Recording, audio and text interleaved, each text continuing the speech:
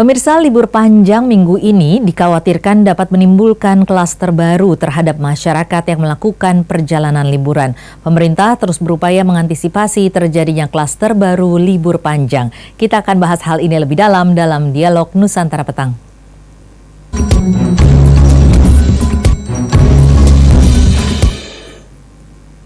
Dan pemirsa, sudah bersama kita pada petang hari ini adalah epidemiolog Ibu Dr. Mas Dalina Pane. Selamat sore Bu Mas Dalina.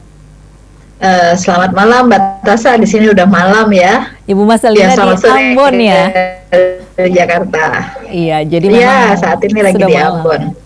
Iya, Ibu, ini kalau kita lihat bahwa memang ada hubungan yang linier ya antara penekanan mobilitas masyarakat dengan penurunan kasus dan kematian akibat COVID-19. Nah, ini kan sebentar lagi kita akan mengalami libur panjang ini dari Rabu hingga hari Minggu. Bagaimana agar masyarakat tetap bisa libur panjang tetapi dengan aman? Ya. Jadi memang kondisi pengendalian COVID-19 di Indonesia saat ini belumlah seperti yang kita inginkan.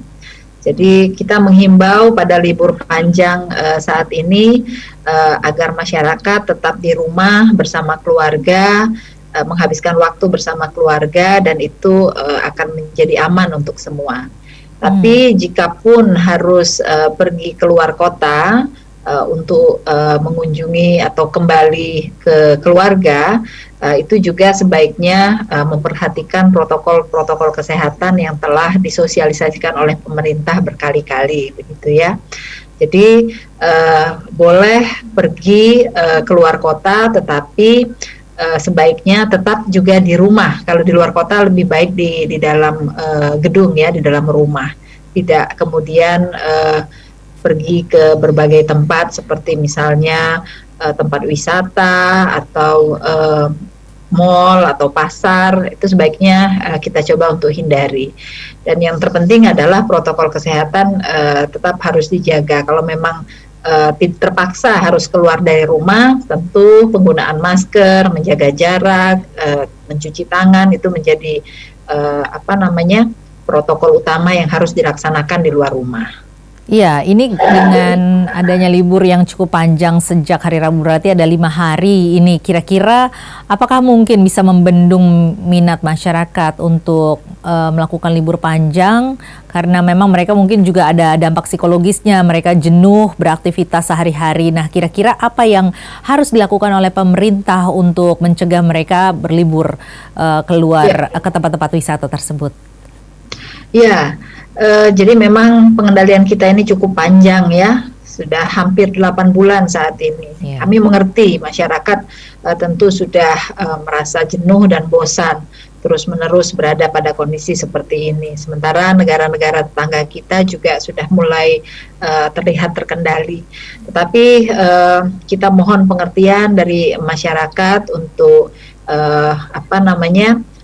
tetap mengikuti protokol yang disosialisasikan oleh pemerintah. Untuk pemerintah sendiri tentu mengaktifkan satuan tugas yang sudah ada di berbagai daerah, itu menjadi satu keharusan. Jadi tugas dari satuan tugas menjadi lebih berat karena mereka juga harus lebih masif untuk melakukan sosialisasi dan memberikan pengertian kepada masyarakat untuk tidak bergerombol, berkumpul lebih dari 5 orang, kemudian juga rajin untuk mengingatkan masyarakat untuk tetap menggunakan masker dan juga menyiapkan melakukan supervisi terhadap gedung-gedung atau terhadap sarana-sarana layanan publik, terutama untuk fasilitas hand hygiene ya, untuk cuci tangan masyarakat, dan juga untuk melihat berbagai infrastruktur yang diharapkan dapat mengendalikan COVID-19 ini. Juga kalau untuk layanan kesehatan, selama liburan ini kita malah tidak libur. Layanan kesehatan sebaiknya untuk tetap dibuka walaupun dalam kondisi libur. Iya, apa tepatnya yang dilakukan oleh Satgas COVID di setiap daerah-daerah ini? Apakah langsung turun ke jalan, kemudian memberikan sosialisasi kepada warga secara langsung, atau seperti apa, Bu? Ya, jadi sebenarnya satuan tugas itu sudah punya prosedur di dalam pengendalian COVID-19 ini. Masing-masing bagian, masing-masing bidang, kita sebutnya bidang, itu sudah memiliki tugas masing-masing. Ada bidang kesehatan tentu akan lebih banyak melakukan pelayanan kesehatan bagi masyarakat yang membutuhkan. Tapi bidang-bidang lain seperti pengamanan, kemudian juga bidang logistik, itu juga harus bertugas lebih lebih intensif ya pada saat libur panjang ini.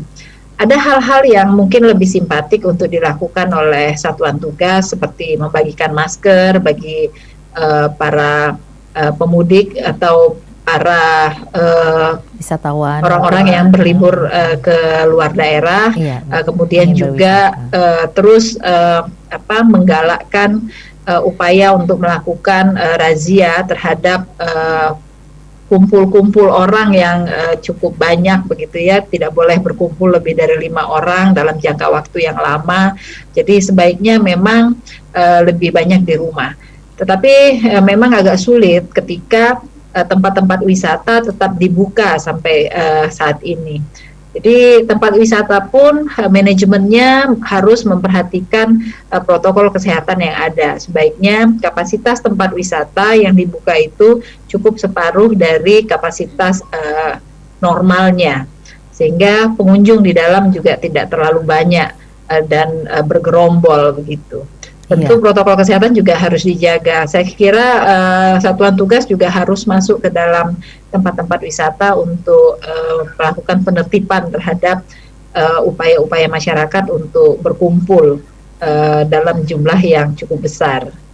Iya, mungkin memang harus diterapkan secara, apakah mungkin harus diterapkan secara lebih tegas sanksi-sanksi bagi orang-orang yang tidak menerapkan protokol atau tidak mengikuti protokol kesehatan? Ya, di beberapa daerah sudah ada peraturan daerah atau perda yang terkait dengan protokol kesehatan.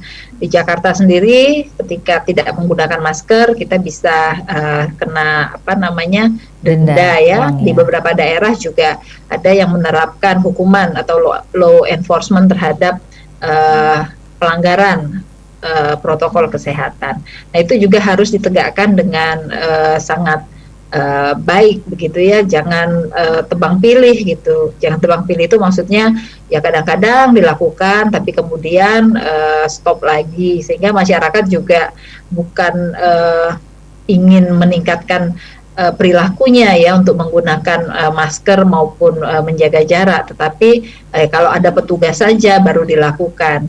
Tetapi kalau itu dilakukan secara intensif, saya pikir masyarakat juga akan perlahan-lahan mengikuti perilaku itu. Sama seperti dulu kalau kebijakan penggunaan helm. Dulu kalau ada polisi baru pakai helm, tapi saat ini karena itu sudah menjadi dan tertanam menjadi kebutuhan masyarakat, mereka otomatis menggunakan helm walaupun tidak ada petugas atau polisi gitu. Kita berharap juga penggunaan masker, kemudian juga menjaga jarak itu juga menjadi budaya bagi masyarakat kita. Tetapi yang terpenting adalah para tokoh masyarakat itu harus memberikan contoh begitu. Kadang-kadang public figure dan tokoh masyarakat kita tidak memberikan contoh yang baik untuk pelaksanaan protokol kesehatan. Itu yang suka juga dikritik oleh masyarakat. Ya, jadi tokoh-tokoh masyarakatnya sendiri yang harus memberikan contoh juga bagi masyarakat. Baik Bu Mas Dalina, kami akan kembali